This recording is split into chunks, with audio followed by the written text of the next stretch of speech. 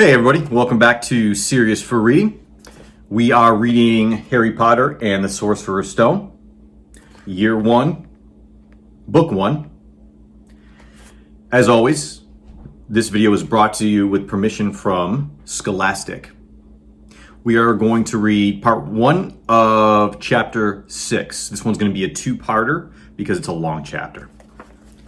Chapter 6 is titled The Journey from Platform 9 3/4. Harry's last month with the Dursleys wasn't fun. True, Dudley was now so scared of Harry he wouldn't stay in the same room, while Aunt Petunia and Uncle Vernon didn't shut Harry in his cupboard, force him to do anything, or shout at him. In fact, they didn't speak to him at all. Half terrified, half furious, they acted as though any chair with Harry in it were empty. Although this was an improvement in many ways, it did become a bit depressing after a while. Harry kept to his room with his new owl for company. He had decided to call her Hedwig, a name he had found in a history of magic. His school books were very interesting. He lay on his bed, reading late into the night, Hedwig swooping in and out of the open window as she pleased. It was lucky that Aunt Petunia didn't come in to vacuum anymore, because Hedwig kept bringing back dead mice. Every night before he went to sleep, Harry ticked off another day on the piece of paper he had pinned to the wall, counting down to September the 1st. On the last day of August, he thought he'd better speak to his aunt and uncle about getting to King's Cross Station the next day. So he went down to the living room where they were watching a quiz show on television. He cleared his throat to let them know he was there, and Dudley screamed and ran from the room. Uncle Vernon? Uncle Vernon grunted to show he was listening. I need to be at King's Cross tomorrow to go to Hogwarts. Uncle Vernon grunted again. Would it be all right if you gave me a lift? Grunt. Harry supposed that meant yes. Thank you. He was about to go back upstairs when Uncle Vernon actually spoke. Funny way to get to a wizard's school, the train. Magic carpets all got punctures, have they? Harry didn't say anything. Where is this school, anyway? I don't know, said Harry, realizing this for the first time. He pulled the ticket Hagrid had given him out of his pocket. I just take the train from platform 9 3/4 at 11 o'clock, he read. His aunt and uncle stared. Platform what? 9 3/4. Don't talk rubbish, said Uncle Vernon. There is no platform 9 3/4. It's on my ticket. Barking, said Uncle Vernon. Howling mad, the lot of them. Oh, you'll see. You just wait. All right, we'll take you to King's Cross. We're going up to London tomorrow anyway, or I wouldn't bother. Why are you going to London? Harry asked, trying to keep things friendly. Taking Dudley to the hospital, growled Uncle Vernon. Got to have that ruddy tail removed before he goes to Smeltings. Harry woke at 5 o'clock the next morning and was too excited and nervous to go back to sleep. He got up and pulled on his jeans because he didn't want to walk into the station in his wizard's robes. He'd change on the train. He checked his Hogwarts list yet again to make sure he had everything he needed, saw that Hedwig was shut safely in her cage, and then paced the room waiting for the Dursleys to get up. 2 hours later, Harry's huge, heavy trunk had been loaded onto the Dursleys' car. Aunt Petunia had talked Dudley into sitting next to Harry, and they had set off. They reached King's Cross at 10:30. Uncle Vernon dumped Harry's trunk onto a cart and wheeled it into the station for him. Harry thought this was strangely kind until Uncle Vernon stopped dead, facing the platforms with a nasty grin on his face. Well, there you are, boy. Platform 9. Platform 10. Your platform should be somewhere in the middle, but they don't seem to have built it yet, do they? He was quite right, of course. There was a big plastic number 9 over one platform, and a big plastic number 10 over the one next to it, and in the middle, nothing at all. "Have a good term," said Uncle Vernon, with an even nastier smile. He left without another word. Harry turned and saw the Dursleys drive away. All three of them were laughing. Harry's mouth went rather dry. What on earth was he going to do? He was starting to attract a lot of funny looks because of Hedwig. He'd have to ask someone. He stopped a passing guard, but didn't dare mention platform 9 3/4. The guard had never heard of Hogwarts, and when Harry couldn't even tell him what part of the country it was in, he started to get annoyed, as though Harry was being stupid on purpose. Getting desperate, Harry asked for the train that left at 11 o'clock, but the guard said there wasn't one. In the end, the guard strode away, muttering about time wasters. Harry was now trying hard not to panic. According to the large clock over the arrivals board, he had 10 minutes left to get on the train to Hogwarts, and he had no idea how to do it. He was stranded in the middle of the station with a trunk he could hardly lift, a pocket full of wizard money, and a large owl. Hagrid must have forgotten to tell him something you had to do, like tapping the third brick on the left to get into Diagon Alley. He wondered if he should get out his wand and start tapping the ticket inspector's stand between platforms 9 and 10. At that moment, a group of people passed just behind him, and he caught a few words of what they were saying. Packed with muggles, of course. Harry swung around. The speaker was a plump woman who was talking to 4 boys, all with flaming red hair. Each of them was pushing a trunk like Harry's in front of him. And they had an owl. Heart stammering, Harry pushed his cart after them. They stopped, and so did he, just near enough to hear what they were saying. "Now, what's the platform number?" said the boy's mother. 9 3/4, piped a small girl, also red-headed, who was holding her hand. "Mum, can't I go?" "You're not old enough, Ginny. Now be quiet. All right, Percy, you go first." And what looked like the oldest boy marched forward towards platforms 9 and 10. Harry watched, careful not to blink in case he missed it. But just as the boy reached the dividing barrier between the two platforms, a large crowd of tourists came swarming in front of him, and by the time the last backpack had cleared away, the boy had vanished. "Fred, you next," the plump woman said. "I'm not Fred, I'm George," said the boy. "Honestly, woman, you call yourself our mother. Can't you tell I'm George?" "Oh, sorry, George, dear. Only joking. I am Fred," said the boy, and off he went. His twin called after him to hurry up, and he must have done so because a second later he had gone. But how had he done it? Now the third brother was walking briskly toward the barrier. He was almost there, and then, quite suddenly, he wasn't anywhere. There was nothing else for it. Excuse me," Harry said to the plump woman. "Hello, dear," she said. "First time at Hogwarts? Ron's new, too." She pointed at the last and youngest of her sons. He was tall, thin, and gangling, with freckles, big hands and feet, and a long nose. "Yes," said Harry. The thing is, I don't know how to get on the platform," she said kindly, and Harry nodded. "Well, not to worry," she said. "All you have to do is walk straight at the barrier between platforms 9 and 10. Don't stop, and don't be scared you'll crash into it. That's very important. Best do it a bit at a run if you're nervous. Go on now, before Ron." Okay," said Harry. He pushed his trolley around and stared at the barrier. It looked very solid. He started to walk toward it. People jostled him on their way to platforms 9 and 10. Harry walked more quickly. He was going to smash right into that barrier, and then he'd be in trouble. Leaning forward on his cart, he broke into a heavy run. The barrier was coming nearer and nearer. He wouldn't be able to stop. The cart was out of control. He was a foot away.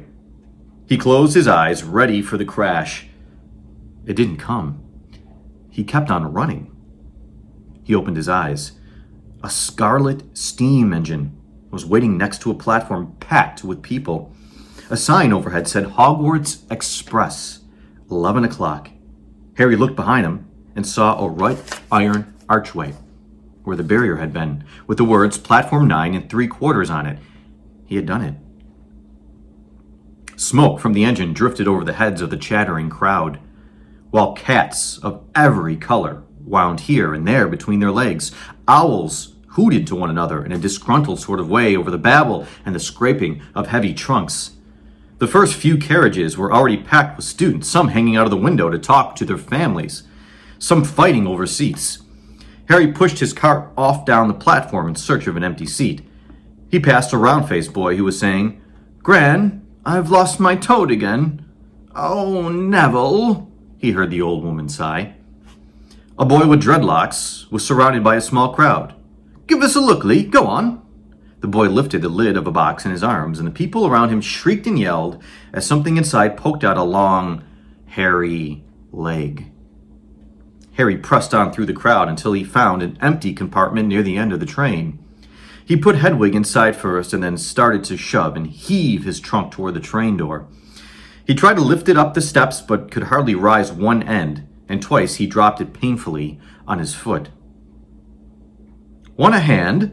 It was one of the red-haired twins he thought followed through the barrier. "Oh, yes, please," Harry panted. "Oi, Fred, come here and help!" With the twins' help, Harry's trunk was at last tucked away in the corner of the compartment. "Thanks," said Harry, pushing a sweaty hair out of his eyes. "What's that?" said one of the twins suddenly, pointing at Harry's lightning scar. "Blimey," said the other twin. Are you?" "He is," said the first twin. "Aren't you?" he added to Harry. "What?" said Harry. "Harry Potter," chorused the twins. "Oh, him," said Harry. I mean, yes, I am." The two boys gawked at him, and Harry felt himself turning red.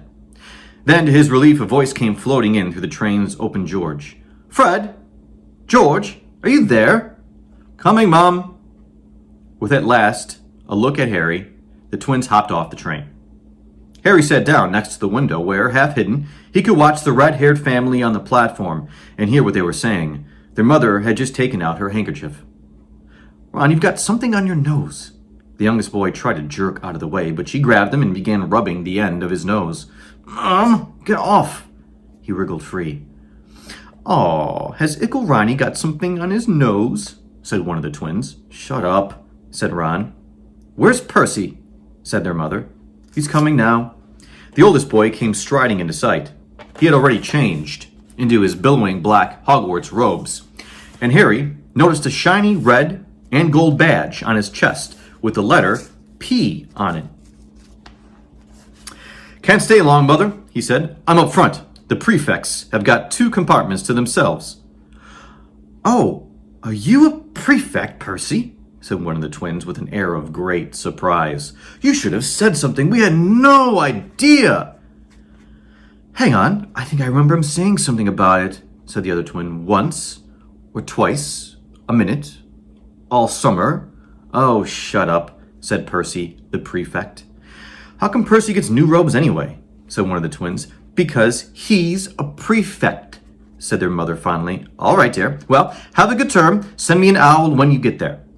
She kissed Percy on the cheek and he left. Then she turned to the twins. "Now you two, this year you behave yourselves. If I get one more owl telling me you've blown up a toilet or..." "Blown up a toilet? We've never blown up a toilet." "Great idea, though. Thanks, Mom." "It's not funny. And look after Ron." "Oh, don't worry. Ickle Ronnikins is safe with us." "Shut up," said Ron again. He was almost as tall as the twins already, and his nose was still pink where his mother had rubbed it. "Hey, Mom, guess what? Guess who we met on the train?" Harry leaned back quickly so they couldn't see him looking. "You know that black-haired boy who was near us in the station? Know who he is?" "Who?" "Harry Potter." Harry heard the little girl's voice. "Oh, Mom, can I go on the train and see him, Mom? Oh, please." "You've already seen him, Ginny, and the poor boy isn't something to goggle at in a zoo." "Is he really, Fred? How do you know?" "Asked him. Saw his scar. It's really there, like lightning." "Poor dear. No wonder he was alone. I wondered." He was ever so polite when he asked how to get on the platform. Never mind that. Do you think he remembers what you-know-who looks like? Their mother suddenly became very stern. I forbid you to ask him, Ron. Fred, no, don't you dare, as though he needs reminding of that on his first day of school. All right, keep your hair on. A whistle sounded. Hurry up, their mother said, and the three boys clambered onto the train. They leaned out of the window for her to kiss them goodbye, and their younger sister began to cry. Don't, Ginny. We'll send you loads of owls. We'll send you a Hogwarts toilet seat. George! Only joking, Mum. The train began to move. Harry saw the boy's mother waving, and their sister half laughing, half crying, running to keep up with the train until it gathered too much speed. Then she fell back and waved. Harry watched the girl and her mother disappear as the train rounded the corner. Houses flashed past the window. Harry felt a great leap of excitement. He didn't know what he was going to, but it had to be better than what he was leaving behind. The door of the compartment slid open and the youngest red-headed boy came in. Anyone sitting here? He asked, pointing at the seat opposite Harry. Everywhere else is full. Harry shook his head and the boy sat down. He glanced at Harry and then looked quickly out of the window, pretending he hadn't looked. Harry saw he still had a black mark on his nose. Hey, Ron. The twins were back. Listen, we're going down the middle of the train. Lee Jordan's got a giant tarantula down there. Right, mumbled Ron. Harry, said the other twin, do we introduce ourselves? Fred and George Weasley. And this is Ron, our brother. See you later, then. Bye, said Harry and Ron. The twins slid the compartment door shut behind them. Are you really Harry Potter? Ron blurted out. Harry nodded. Oh, well, I thought it might be one of Fred and George's jokes, said Ron. And have you really got, he pointed at Harry's forehead. Harry pulled back his bangs to show the lightning scar. Ron stared. So that's where you know who? Yes, said Harry, but I can't remember it. Nothing? Said Ron eagerly. Well, I remember a lot of green light, but nothing else. Wow, said Ron, and he sat and stared at Harry for a few moments, then, as though he had suddenly realized what he was doing, quickly looked out the window again. Are all your family wizards? Asked Harry, who found Ron just as interesting as Ron found him. Yeah, I think so, said Ron. I think Mum's got a second cousin who's an accountant, but we never talk about him. So you must know loads of magic already. The Weasleys were clearly one of those old wizarding families the pale boy in Diagon Alley had talked about. I heard you went to live with Muggles, said Ron. What are they like? Horrible. Well, not all of them, but my aunt and uncle and cousin are, though. Wish I had 3 wizard brothers. 5, said Ron. For some reason, he was looking gloomy. I'm the 6th in our family to go to Hogwarts. You could say I've got a lot to live up to. Bill and Charlie have already left. Bill was head boy and Charlie was captain of Quidditch. Now Percy's a prefect. Fred and George mess around a lot, but they still get really good marks, and everyone thinks they're really funny. Everyone expects me to do as well as the others, but if I do, it's no big deal, because they did it first. You never get anything new either with 5 brothers. I've got Bill's old robes, Charlie's old wand, and Percy's old rat. Ron reached inside his jacket and pulled out a fat, gray rat, which was asleep. His name's Scabbers, and he's useless. He hardly ever wakes up. Percy got an owl from my dad for being made a prefect, but they couldn't afford... I got Scabbers instead. Ron's ears went pink. He seemed to think he'd said too much, because he went back to staring out of the window. Harry didn't think there was anything wrong with not being able to afford an owl. After all, he'd never had any money in his life until a month ago, and he told Ron so, all about having to wear Dudley's old clothes and never getting proper birthday presents. This seemed to cheer Ron up. And, until Hagrid told me, I didn't know anything about being a wizard, or my parents, or Voldemort. Ron gasped. What? Said Harry. You said you know whose name, said Ron, sounding both shocked and impressed. I'd have thought you, of all people. I'm not trying to be brave or anything, saying the name, said Harry. I just never knew you shouldn't. See what I mean? I've got loads to learn. I bet, he added, voicing for the first time something that had been worrying him a lot lately. I bet I'm the worst in the class. You won't be. There's loads of people who come from Muggle families, and they learn quick enough. While they had been talking, the train had carried them out of London. Now they were speeding past fields full of cows and sheep. They were quiet for a time, watching the fields and lanes flick past. Okay, we're going to pause right there. That's part 1 of chapter 6, the journey from platform 9 3/4. I'm going to post that as soon as possible, and I'm going to read and post the second video as soon as possible. Please like, subscribe, and share. It helps me out a lot, and most importantly, read. Enjoy. Thank you.